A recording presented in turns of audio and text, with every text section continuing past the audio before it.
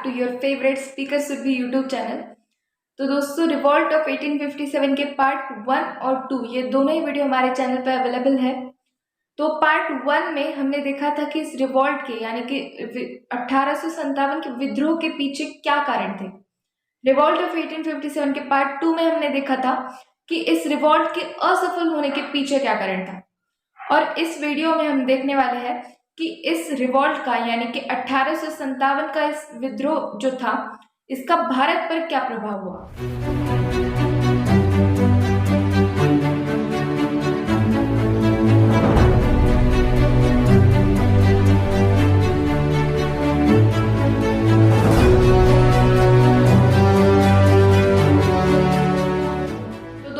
विद्रोह के चलते पूरे भारत में सामाजिक स्तर पर बहुत सारे बदलाव हुए।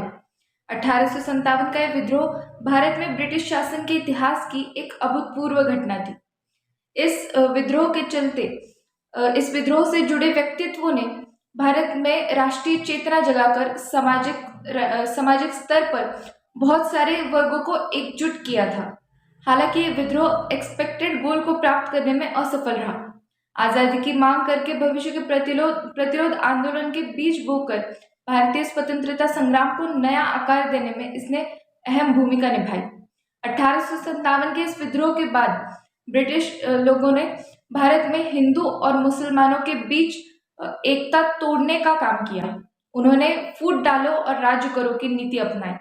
विद्रोह के बाद अंग्रेजों को अपनी नीतियों को संशोधित करने पर विचार करना पड़ा, क्योंकि उन्हें भारतीय सैनिकों और अन्य लोगों की वफादारी पर संदेह होने लगा था। कंपनी शासन के खिलाफ इंग्लैंड में बढ़ती कड़वाहट 1857 के विद्रोह के समय चरम पर पहुंच गई थी।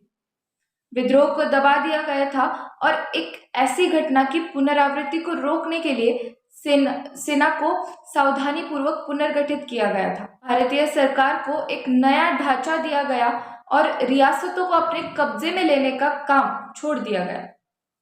विद्रोह के डर ने ब्रिटिश ताज को भारत का प्रशासन अपने हाथ में लेने के लिए गवर्नमेंट ऑफ इंडिया एक्ट किया गया। इस एक्ट के जरिए भारतीय प्रशासन का नियंत्रण ब्रिटिश क्राउन को सौंप दिया गया। तो आइए अब जानते हैं कि गवर्नमेंट ऑफ इंडिया एक्ट 1858 क्या है।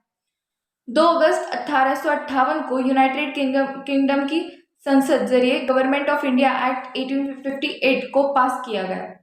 यूनाइटेड किंगडम के प्राइम मिनिस्टर लॉर्ड पाल्मस्टन ने ईस्ट इंडिया कंपनी के पास भारतीय सरकार की जो पावर थी उसे ब्रिटिश क्राउन को ट्रांसफर करने के लिए एक बिल पास किया।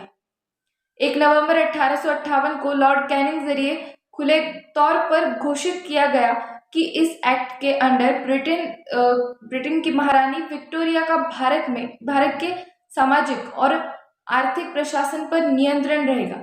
ईस्ट इंडिया कंपनी की सरकार और क्षेत्रों को ब्रिटिश क्राउन में स्थानांतरित कर दिया। पिट्स इंडिया एक्ट जरिए शुरू की गई दोहरी सरकार को भी समाप्त कर दिया। इस अधिनियम ने चूक के सिद्धांत को भी समाप्त कर दिया था। देश के प्रशासन के लिए भारतीय सिविल सेवा की स्थापना की गई। 1858 से रियासतों के साथ वफादारी संबंधों के जवाब में राजा के प्रतिनिधि के रूप में गवर्नर जनरल के नए रोल को जाहिर करने के लिए वाइसरॉय की एक्स्ट्रा पोस्ट प्रोवाइड कर दी गई। भारत में वाइसरॉय और गवर्नर जनरल एक ही था।